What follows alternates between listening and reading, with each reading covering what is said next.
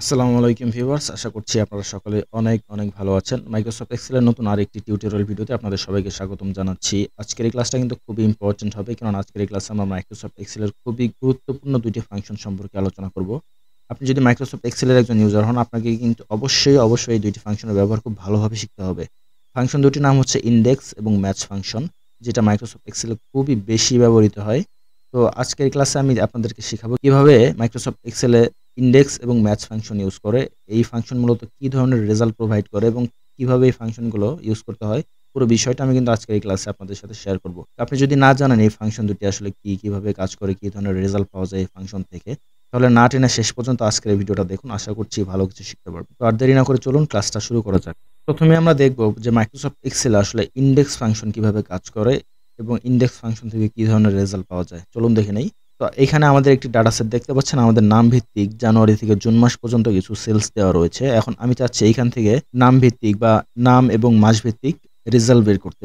এখানে যেমন দেখতে পাচ্ছেন নাম রয়েছে আমাদের বেল্লাল হোসেন এবং মাস হয়েছে মার্চ মাস, অর্থাৎ বেল্লালের মার্চ মাসের সেলসটা কত আমরা এখান থেকে বের করব। তো আমরা এখানে প্রথমে দেখবো আসলে ইনডেক্স ফাংশন কিভাবে কাজ করে। আমরা এখানে ইকুয়াল প্রেস করে লিখে দেবো ইনডেক্স। তো ইনডেক্সে আমাদের প্রথমে দিতে হবে অ্যারে। তো আপনার যদি শুধুমাত্র একটা অ্যারে থাকে আপনারা এইভাবে সিলেক্ট করে দিবেন, জাস্ট তারপরে একটা কমা দিবেন। এখন চাচ্ছে রো নাম্বার, অর্থাৎ আপনি এইখান থেকে কত নাম্বার রো এর রেজাল্ট চাচ্ছেন এটা আপনাকে এইখান থেকে দিতে হবে। তো আমরা যেহেতু বেল্লাল হোসেনের চাচ্ছি, বেল্লাল হোসেন আমার এখান থেকে যদি আপনারা সিকোয়েন্সটা খেয়াল করেন ১ ২ ৩ ৪, তো ৪ নাম্বারে রয়েছে আমার বেল্লাল হোসাইন, ৪ নাম্বার রো, এই জন্য আমি এখান থেকে ৪ দিয়ে দিব। তো আমি যদি এখন ব্র্যাকেটটা ক্লোজ করে এন্টার প্রেস করি, দেখতে পাচ্ছেন বেল্লাল হোসেনের সেলস কিন্তু আমার চলে এসেছে। তো আমি চাচ্ছি এখান থেকে বেল্লালের মার্চ মাসের সেলসটা বের করতে। সেটার জন্য আমরা এইখানে চলে যাব, ফাংশনে ডাবল ক্লিক করে দিব।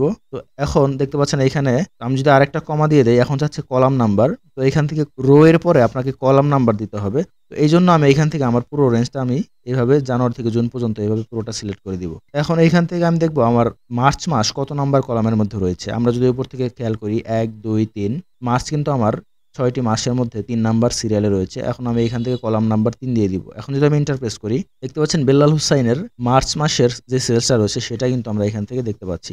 আমি যদি এখান থেকে নাম্বার পরিবর্তন করে দেই, আমি যদি এখান থেকে ৩ এর পরিবর্তে ৪ দিয়ে দেই, আমার কিন্তু এপ্রিল মাসের সেলস চলে আসবে বেল্লাল হুসাইনের। কিন্তু আমি চাচ্ছি এটা আরেকটু ডাইনামিক করতে। এটা কিভাবে কাজ করবে এটার জন্য আপনাকে ম্যাচ ফাংশন শিখতে হবে।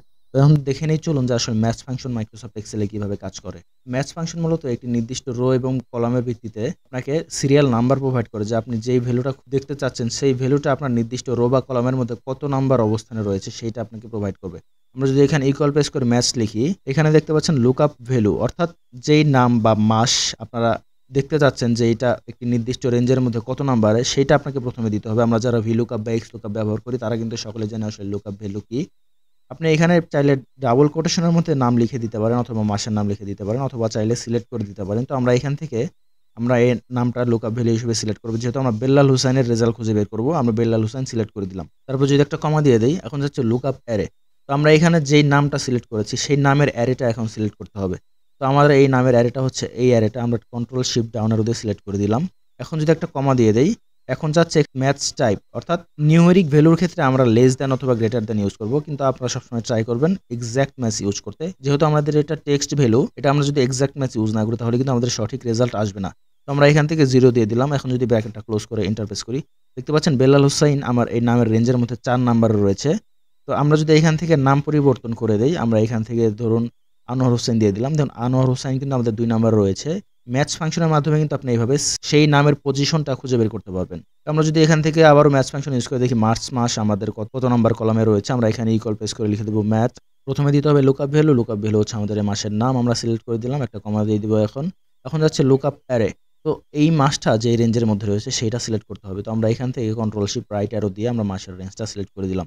এখন যদি একটা কমা দিয়ে দেই, এখন যাচ্ছে ম্যাচ টাইপ। এখানে সবসময় আপনারা টেক্সট ভ্যালুর ক্ষেত্রে 0 ইউজ করবেন। তো আমরা এখান থেকে 0 দিয়ে দিলাম। এখন যদি ব্র্যাকেটটা ক্লোজ করে এন্টার প্রেস করি, দেখতে পাচ্ছেন মার্চ মাস কিন্তু আমার সিকোয়েন্স অনুযায়ী আমাদের ৩ নাম্বার সিরিয়ালে রয়েছে, ৩ নাম্বার পজিশনে রয়েছে, সেটা কিন্তু খুব সুন্দরভাবে চলে এসেছে।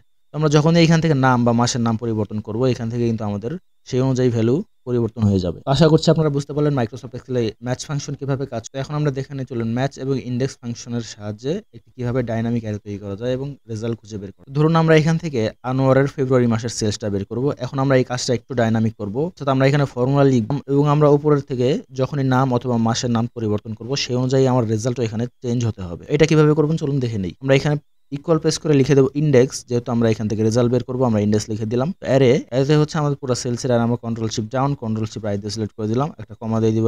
এখন চাচ্ছে রো নাম্বার। তো রো নাম্বারের এখানে আমরা ম্যাচ ফাংশন ইউজ করব। তো ম্যাচ ফাংশনে আমাদের প্রথমে দিতে হবে লুকআপ ভ্যালু। যেহেতু আমরা রোতে আপনারা যদি খেয়াল করেন আমাদের নাম রয়েছে, তো আমরা এখান থেকে নামের অ্যারেটা সিলেক্ট করব। তো আমরা এখান থেকে প্রথমে লুকআপ ভ্যালু হিসেবে আমাদের নামটা দিয়ে দিব, তারপরে একটা কমা দিব। এখন যাচ্ছে লুকআপ অ্যারে, এই নামের যে অ্যারেটা রয়েছে আমরা এই অ্যারেটায় কন্ট্রোল শিফট ডাউন দিয়ে সিলেক্ট করে দিলাম, আবার একটা কমা দিয়ে দিব। এখন দিব আমরা 0।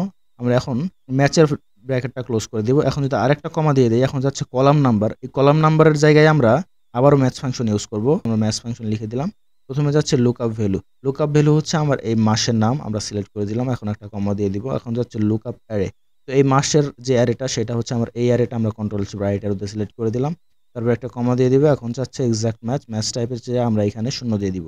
এখন যদি আমরা ইন্ডেক্সের ব্র্যাকেটটা ক্লোজ করে দেই এবং এন্টার প্রেস করি, দেখতে পাচ্ছেন আমরা কিন্তু আনোয়ার হোসেনের ফেব্রুয়ারি মাসের সেলস বের করে ফেলেছি। তো আমরা এখন এখানে যখনই আমাদের নাম পরিবর্তন করব বা মাসের নাম পরিবর্তন করব, সেই অনুযায়ী কিন্তু আমাদের রেজাল্টও পরিবর্তন হবে। আজকের এই ভিডিওটা যদি আপনাদের কাছে একটু হেল্পফুল মনে হয়ে থাকে, আমাদের ভিডিওতে অবশ্যই একটি লাইক দিবেন এবং কমেন্ট করে আপনাদের মতামত জানাবেন এই ক্লাসটা আপনাদের কাছে কেমন লেগেছে, নতুন কিছু শিখতে পেরেছেন কিনা, এবং পরবর্তীতে আপনারা কি বিষয়ে ভিডিও দেখতে আগ্রহী আমাদেরকে অবশ্যই কমেন্ট বক্সে কমেন্ট করে জানিয়ে দিবেন। এবং পরবর্তী ভিডিওগুলো পাওয়ার জন্য অবশ্যই আমাদের চ্যানেলটাকে সাবস্ক্রাইব করে বেল আইকনটাকে অন করে দিন।